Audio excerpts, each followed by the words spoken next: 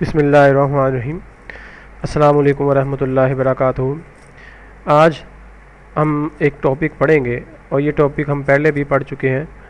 Electric field intensity at a point due to infinite sheet of charge. ये topic हमने Gauss law में, जब हमने गाज़ी लॉ की एप्लीकेशन पढ़ी थी उसमें हमने ये टॉपिक पढ़ा था, लेकिन ये आज टॉपिक फिर दोबारा पढ़ रहे हैं। हम इसलिए पढ़ रहे हैं कि हमने इस पर अब गाज़ी लॉ के थ्रू इलेक्ट्रिक फील्ड इंटेंसिटी निकालनी है किसी भी शीट ऑफ चार्ज की। तो सबसे पहले हमने कूलम लॉ अप्लाई किया था। आज इस लेक्चर में हम गाज़ी के रूल के मुताबिक, गाज़ी लॉ के मुताबिक हम देखेंगे कि इसको किस तरह इलेक्ट्रिक फील्ड इंटेंसिटी को फाइंड किया जाता है। ठीक है जी। अब देखिए जी, हमारे पास एक आपको फिगर नज़र आ रही है। ये एक इन्फिनिट शीट ऑफ चार्ज है हमारे पास सारी की सारी। इसमें बेशुमार चार्जेस हैं, पॉजिटिव भी हो सकते हैं और नेगेटिव भी हो सकते हैं जी। अब इसके अंदर आपने क्या बनानी होती है, जब भी आप गाज़ी लॉ के तरीके से आप इलेक्ट्रिक फील्ड इंटेंसिटी को मेजर करते हैं तो आपको पता है कि सबसे पहले आप गाशियन सरफेस बनाते हैं। क्या बनाते हैं जी? गाशियन सरफेस बनाते हैं। ठीक है, उस शीट के अंदर आपने एक गाशियन सरफेस बनानी है। उस गाशियन सरफेस के अंदर आपने टोटल फ्लक्स को निकाल कर और फिर आपने गाज़ी लॉ अप्लाई करके इलेक्ट्रिक फील्ड इंटेंसिटी को मेजर कर सकते हैं। ठीक है, तो तीन चार चीज़ें आपके पास। सबसे पहले आपने देखें गाशियन सरफेस बनानी है, उसके बाद आपने शीट के पर कितना चार्ज है वो चार्ज को मेजर करना है, फिर इलेक्ट्रिक फ्लक्स को मेजर करना है। ठीक है, इसलिए इस तरह हम क्या कर सकते हैं, इलेक्ट्रिक फील्ड इंटेंसिटी को निकाल सकते हैं। अब इसमें इस फिगर को मैं इस तरह बना रहा हूँ। ये जो सिलेंडर बना हुआ है इसके अंदर, तो इसको इस तरह बनाने के ये हमारे पास इलेक्ट्रिक फील्ड लाइन की डायरेक्शन को ज़ाहिर कर रही है। ज़ाहिर बात है कि पॉजिटिव चार्ज हमारे पास फैले हुए हैं, तो इलेक्ट्रिक फील्ड इंटेंसिटी इस तरह भी हो सकती है और इस तरह भी ये हो सकती है। ये ई की डायरेक्शन है हमारे पास। ठीक है, इलेक्ट्रिक फील्ड इंटेंसिटी जो इलेक्ट्रिक फील्ड लाइन्स है हमारे पास। ठीक है, अब इसके अंदर हमारे पास ये गाशियन सरफेस हमने बनाया हुआ है, देखिएगा, और इसमें तीन सरफेस हमारे पास है। ठीक है, ये दरअसल इस तरह है, ये हमारे पास ये इस तरह ऐसे बना हुआ है। ठीक है, ऐसे ऐसे बना हुआ है। ठीक, एक गाशियन सरफेस में ऐसे बना हुआ। ठीक है, अब इसमें ये बिल्कुल प्लेन है, प्लेन भी बना सकते हैं, कोई मसला नहीं, सिलेंडर में भी बना सकते हैं और इस तरह भी बना सकते हैं। तो ये हमारे पास इस बिल्कुल एक प्लेन हमने क्या बनाई है, एक सरफेस बनाई है हम। ठीक है, और ये दरअसल होती कर्व भी है, इस तरह की ही होती है। ठीक है, अब हमारे पास देखिए कि इसकी तीन सरफेस हमारे पास ये करने के, ये S1 है हमारे पास, ये वाली सरफेस हमारे पास S2 है, और इस सरफेस के अंदर एक और सरफेस है जो कर्व पाथ में है, जो कर्व पाथ में, ये कर्व पाथ है हमारे पास, ये S3 है हमारे पास। ठीक है, ये क्या है हमारे पास, S3। अब इसमें इलेक्ट्रिक फील्ड इंटेंसिटी हमने देखनी है और उसके बाद हमने इसका एरिया देखना है और इसकी इलेक्ट्रिक फील्ड इंटेंसिटी की डायरेक्शन देखनी है किस तरह में हमारे पास। ठीक है जी। अब देखें बेटा जी, इसके तीन सरफेस है। तीन सरफेस में मैं सबसे पहले डिस्कस करूँगा S1 को। अब S1 सारी बात है, देखिए इधर पॉजिटिव चार्ज है हमारे पास, क्या है, इधर एक पॉजिटिव चार्ज है, फॉर एग्जांपल ये इधर पॉजिटिव चार्ज है। तो अगर हम P पॉइंट इधर बनाते हैं, कोई P पॉइंट बनाते हैं, इधर P पॉइंट बना लेते हैं, ठीक है, तो इधर भी एक P पॉइंट बना लेते हैं जहाँ पे हमने क्या निकालनी है, इलेक्ट्रिक फील्ड इंटेंसिटी निकालनी है। ठीक है, दोनों तरफ हो सकते हैं, ठीक है। अगर ये यहाँ पे पॉजिटिव चार्ज, मैं आपको पहले भी बता चुका हूँ कि जहाँ पे हम P पॉइंट फर्ज करते हैं तो इसका मतलब यहाँ पे है कि हमने कोई यूनिट पॉजिटिव चार्ज रखा हुआ है। ठीक है, तो इसकी डायरेक्शन क्या होगी, आउटवर्ड होगी। इलेक्ट्रिक फील्ड इंटेंसिटी की क्या होगी, आउटवर्ड होगी डायरेक्शन। ठीक है, बाहर की तरफ होगी, जैसे कि इससे दिखाया गया इधर। उसके बाद देखिएगा कि हमारे पास इसमें मैं आपको बता चुका हूँ कि इलेक्ट्रिक फील्ड इंटेंसिटी की डायरेक्शन बाहर की तरफ होगी। अब नॉर्मल एरिया, अब एक बात याद रखिए कि दो किस्म की एरिया होती है हमारे पास, सरफेस एरिया और एक नॉर्मल एरिया। फॉर एग्जांपल हमारे पास देखिएगा कि एक ये फिगर है हमारे पास, इसकी एक ये हमारे पास फिगर है, तो ये इसका प्लेन एरिया, एक होता है प्लेन एरिया, सरफेस एरिया जिसे कहते हैं हम, और एक होता है नॉर्मल एरिया। अब ये इसके अंदर जो चीज़ है ना, ये वाली, ये इसका जो एरिया इसके अंदर वाली जो ये चीज़ है, ये सरफेस एरिया। क्या होती है, सरफेस एरिया। अब मैं कहता हूँ कि इसका फेस किस तरफ है, इसका कि फेस, अगर आसान लफ्ज़ों में कहूँ मैं कि इसका फेस किस तरफ, मैं कहता हूँ इस तरफ फेस है इसका, तो ये इसका नॉर्मल एरिया होगा। यानी इसका यही वाला जो हिस्सा अंदर वाला ब्लैक वाला, ये सारा सरफेस एरिया, लेकिन नॉर्मल एरिया क्या होगा, बिल्कुल सीधा ये ए है। और एक बात यह है कि सरफेस एरिया जो होता है हमारे पास, एक ये जो ब्लैक वाला एरिया, ये हमारे पास सिंपल ए होगा, ये एक स्केलर क्वांटिटी होती है, और जो ये बिल्कुल इस तरफ है, जो इसका फेस इस तरफ है, ये नॉर्मल एरिया होता है, ये वेक्टर एरिया होता है, जिसे इसे वेक्टर कहा करते हैं हम। ठीक है, तो इसका जो नॉर्मल एरिया सर कि इसका फेज किस तरफ होगा, इस तरफ होगा इस कर्व का, तो इस प्लेन सरफेस का, ठीक है। तो हमारे पास क्या होगा, एरिया इस तरफ हो जाएगा। अब दोनों सेम डायरेक्शन में तो आपको दिखाई दे रहा है कि जब दोनों सेम डायरेक्शन में तो एंगल क्या आता है 0 डिग्री। इसी तरह देखें जी, इसी तरह हम इसी में भी ऐसे भी कर सकते हैं कि हमारे पास इस प्लेन सरफेस का लें तो इसका नॉर्मल एरिया भी इस तरफ होगा और इलेक्ट्रिक फील्ड इंटेंसिटी भी क्या होगी, इस तरफ होगी। कि अगर इधर कोई पी पॉइंट बनाते हैं तो यहाँ पे पॉजिटिव चार्ज करेंगे कि इलेक्ट्रिक फील्ड इंटेंसिटी क्या होगी, इसी तरफ होगी, इस डायरेक्शन में होगी, ठीक है जी। इलेक्ट्रिक फील्ड इंटेंसिटी क्या होगी, इस डायरेक्शन में होगी, ठीक है। अब इसमें दो पॉइंट डिस्कस होगी, S1 और S2, क्योंकि दोनों की डायरेक्शन क्या है। इसमें भी हमारे पास देखिएगा कि इसमें भी देखिएगा दोनों तरफ के हमारे पास के इसमें भी अगर एरिया इस तरफ है तो इलेक्ट्रिक फील्ड इंटेंसिटी भी इस तरफ है, इनके दरमियान 0 एंगल है। और इसमें भी एरिया इस तरफ है और इलेक्ट्रिक फील्ड इंटेंसिटी भी क्या है, इस तरफ है। तो दोनों की डायरेक्शन सेम है, इसमें भी एंगल क्या है 0 डिग्री। अब यहाँ पे आ जाते हैं, अगर कर्व पाथ यहाँ पे मैं कोई बनाता हूँ, यहाँ पे कोई कर्व पाथ होती है, ठीक है। तो इसमें हमारे पास ना यहाँ पे एंगल क्या आता है जी, इलेक्ट्रिक फील्ड इंटेंसिटी का क्या आता है जी, 90 होता है। अगर सिंपल आपने समझना हो तो फॉर एग्जाम्पल मैं कहता हूँ कि देखिएगा कि सिंपल अगर आसान समझना हो तो आपने तो ये देखिएगा कि हमारे पास आप ये सपोज कर लें कि इसका फेज यहाँ से मैं सपोज ये यहाँ पे अगर कर पात का ये वाला हिस्सा लूँ, ये यहाँ से तो ये मैं कहूँ कि इसका फेज किस तरफ, मैं कहता हूँ ऊपर की तरफ है। और इलेक्ट्रिक फील्ड इंटेंसिटी हमेशा या तो इस तरफ होगी या इस तरफ होगी, ठीक है। तो दोनों हालतों में क्या है हमारे पास, ये ए एरिया और ई दोनों आपस में क्या है, परपेंडिकुलर है, ठीक है। इसी तरह अगर मैं इस पॉइंट पे रहूँगा, इस पॉइंट पे कोई पॉइंट ले लूँ, इसमें एक पॉइंट में अगर एरिया लूँ तो ये डाउनवर्ड हो जाएगा। तो इलेक्ट्रिक फील्ड इंटेंसिटी या तो इस तरफ होगी या तो इस तरफ होगी, क्योंकि शीट हमेशा ये मैंने ऐसे शीट को ऐसे रखा हुआ है, ठीक है, ठीक है। अब ये दोनों तरफ क्या है, ये दोनों हाथों में क्या है, परपेंडिकुलर है, ठीक है। उसके बाद अगर आप इस पॉइंट पे बनाना चाहते हैं ना एरिया, इस पॉइंट पर मैं इस तरफ एरिया में इस पॉइंट पे बनाना चाहते हैं तो इस पॉइंट पे भी डाउनवर्ड ही होगा एरिया, ठीक है। इस तरफ नहीं होगा, ठीक है, नहीं डाउनवर्ड इस तरफ होगा, ऐसे कर्व इस तरह की बनी होती है, एरिया इस तरफ है और लाइन हमारे पास इलेक्ट्रिक फील्ड इंटेंसिटी इस तरफ होगी या इस तरफ होगी। तो दोनों हालतों में क्या है हमारे पास परपेंडिकुलर होते हैं। तो अगर मैं दोबारा अगर ये सिंपल बताना चाहूँ तो ये सिंपल ये है कि हमारे पास के अगर मैं इस तरफ लूँ तो ये नॉर्मल एरिया इस तरफ है, इस डायरेक्शन में होता है और इलेक्ट्रिक फील्ड इंटेंसिटी इस डायरेक्शन में होती है, तो दोनों परपेंडिकुलर। अगर इस डायरेक्शन में लूँ तो नॉर्मल एरिया इस तरफ होता है और ये क्या आता है हमारे पास, परपेंडिकुलर होती है, ठीक है। तो इसका मतलब कि S3 जो है हमारे पास, जो S3 सरफेस है वो क्या आती है कि इसमें E और A आपस में क्या होते हैं, परपेंडिकुलर होते हैं। तो ये सारी बात हम आगे पढ़ेंगे। तो यही उसने लिखा हुआ कि कंसीडर हमारे पास इनफिनिट शीट ऑफ चार्ज है, उसकी सरफेस चार्ज डेंसिटी हमारे पास क्या सिग्मा। यहाँ पे हम सरफेस चार्ज डेंसिटी यूज़ करेंगे और लीनियर चार्ज डेंसिटी यूज़ नहीं करेंगे, ठीक है। उसके बाद ये हमारे पास हमें पता है कि इलेक्ट्रिक फ्लक्स हम कैसे निकालते हैं, ई डॉट टी ए। ये इलेक्ट्रिक फ्लक्स निकालने का बेसिक फार्मूला है, आसान सा है कि ई डॉट डी ए हम इलेक्ट्रिक फ्लक्स को मेजर करते हैं, ठीक है। उसके बाद ही हमारे पास कहता है कि S1 left cross section area of cylinder Gaussian surface, ठीक है, ये लेफ्ट है हमारे पास S1 और ये S2 राइट वाला है और जो S3 है इसके अंदर एक कर्व है उसका जी, ठीक है, एरिया कर्व और सिलेंड्रिकल गॉसियन सरफेस, ठीक है।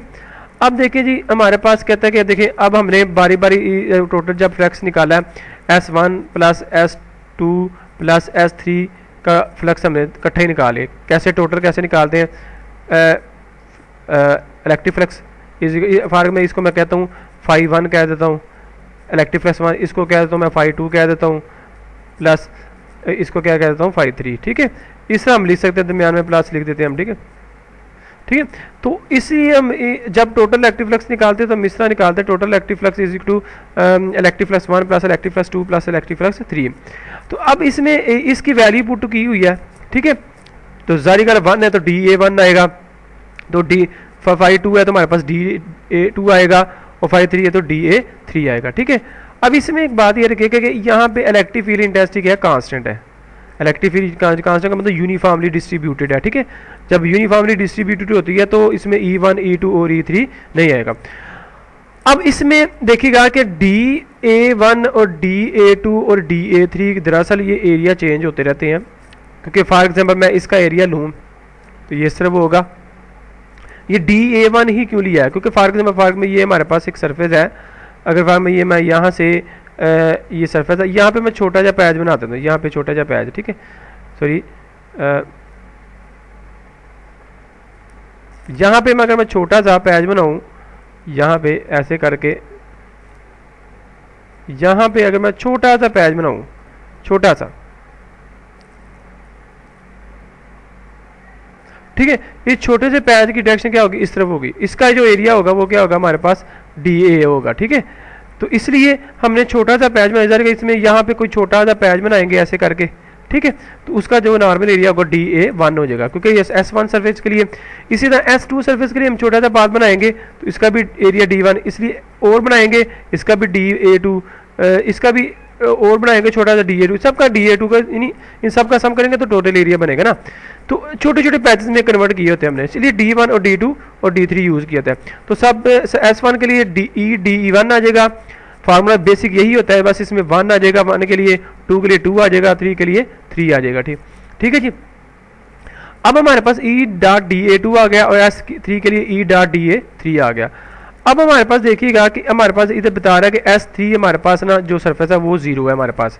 वो 0 क्यों है हमारे पास, मैं अभी बता चुका हूँ कि E और हमारे पास DA क्या होते हैं, परपेंडिकुलर होते हैं, क्योंकि ये S3 है। अगर मैं यहाँ पे स्मार्ट पैचेस बनाऊंगा छोटा सा ऐसे, तो उसका नॉर्मल एरिया इस तरफ ऊपर की तरफ होगा, ठीक है, ये A होगा हमारे पास, DA कह लें हमारे पास, और इलेक्ट्रिक फील्ड इंटेंसिटी क्या होगी, इस तरफ होगी E। तो हमारे पास ये दोनों क्या होंगे, परपेंडिकुलर होंगे। जब दोनों परपेंडिकुलर होंगे तो इनका डाट क्या होगा, हमारे पास 0 हो जाएगा। इनका डाट क्या हो जाएगा हमारे पास E0, क्योंकि DA cos ऑफ थीटा बनेगा, थीटा हमारे पास 90 डिग्री है, तो इस ये जो टोटल होगा वो हमारे पास क्या होगा, 0 हो जाएगा। इसको हम ऐसे भी ओपन कर सकते हैं ना, ED cos of theta, theta की जगह हम 90 डिग्री पुट कर लेते हैं, ठीक है, क्योंकि यहाँ पे 90 डिग्री है, cos 90 0 के बराबर होता है, ये सारा क्या आ जाएगा, 0 के इक्वल हो जाएगा, ठीक है जी। अब इसके बाद जी हमारे पास, अब ये जो देखो क्यू नंबर 1, ये क्यू नंबर 1 जो हमारे पास ये कैसे बनती है, क्योंकि ये फैक्टर तो हमारे पास क्या हो गया, 0 हो गया, ये फैक्टर तो क्या हो गया हमारे पास 0, तो ये फैक्टर बचा हमारे पास, दो ये फैक्टर S1 और S2 बचे हमारे पास। तो electric flux is equal to S1 surface हमारे के लिए E.DA1 प्लस S2 E.DA2। अब एक बात याद रखिएगा कि हमारे पास इसमें एक लिखा है DA1 और DA2 की मैग्नीट्यूड होती है वो DA के बराबर होती है। कोई भी आप चीज़ ले रहे हैं, कोई भी एरिया ले रहे हैं, फॉर एग्जाम्पल मैं कहता हूँ कि DA एरिया हमारे पास, उसकी मैग्नीट्यूड लेंगे तो वो A के बराबर ही आएगी, ठीक है। अगर मैं माइनस A लेता हूँ कोई ऑपोजिट डायरेक्शन में, कोई भी मतलब इस माइनस का मतलब ये होता है कि ऑपोजिट डायरेक्शन में एरिया अगर मैं लेता हूँ तो इसकी मैग्नीट्यूड भी क्या होगी, A के बराबर ही होगी। अगर मैं इधर वेक्टर ले लेता हूँ, A वेक्टर की मैग्नीट्यूड लूँ तो हमारे पास क्या होगी, ये वेक्टर ही दरअसल होता है, ये वेक्टर ही होता है, एक वेक्टर की मैग्नीट्यूड होता है वो भी A के बराबर। अगर माइनस A वेक्टर की मैग्नीट्यूड लूँ तो वो भी A के बराबर होती है। इसका मतलब ये होगा कि चाहे मैं जो सा मर्जी एरिया लूँ, अगर मैं उसकी मैग्नीट्यूड लूँगा तो वो मैग्नीट्यूड DA की बराबर आएगी। यानी अगर फॉर एग्जाम्पल देखें, अगर DA मैग्नीट्यूड है हमारे पास, ठीक है, ये किसके बराबर होगा, सिंपल DA स्केलर बन जाएगा। फर्ज करें कि इस एरिया की डायरेक्शन इस तरफ है, हमारे पास एक पैचेस है हमारे पास यहाँ पे छोटा जा, तो ये इसका एरिया इस DA है हमारे पास। अगर मैं यहाँ पे लेता हूँ एरिया कोई भी, तो ये D इधर A जो बनेगा हमारे पास वो इस एरिया से क्या होगा, ऑपोजिट होगा। नजर तो आ रहा है आपको, ऑपोजिट है। लेकिन जब मैं इसकी मैग्नीट्यूड लूँगा ना तो वो दोबारा DA की बराबर आएगी। तो इस वजह से हम कह सकते हैं कि DA1 और DA2 और किसके बराबर है हमारे पास, मैग्नीट्यूड किसके बराबर है, DA के। तो लिहाजा DA1 और DA2 की जगह हम क्या ले सकते हैं, सिंपल DA, क्योंकि मैग्नीट्यूड फॉर्म किसके बराबर होता है, DA के बराबर ही होता है, ठीक है। अब इसके बाद जी देखिए, ये हमने वैसे का इलेक्ट्रिक फ्लक्स तो E.DA लिख लिया और E.DA लिख लिया। अब इसमें एक और तरीका भी है, अगर एक और तरीके से आप समझना चाहते हैं तो इसको आप ये भी समझ सकते हैं। देखें कि यहाँ से अगर, क्योंकि इनके दरमियान, इन दोनों के दरमियान एंगल क्या है हमारे पास जी, तो इसको आप इस तरह समझ सकते हैं, क्योंकि इनके दरमियान डॉट है, तो अगर आप डॉट खोलें तो E डॉट हमारे पास, E डॉट के DA किसके बराबर, E की मैग्नीट्यूड DA1 की मैग्नीट्यूड और कॉस ऑफ थीटा और इंटीग्रेशन हमारे पास सरफेस के लिए।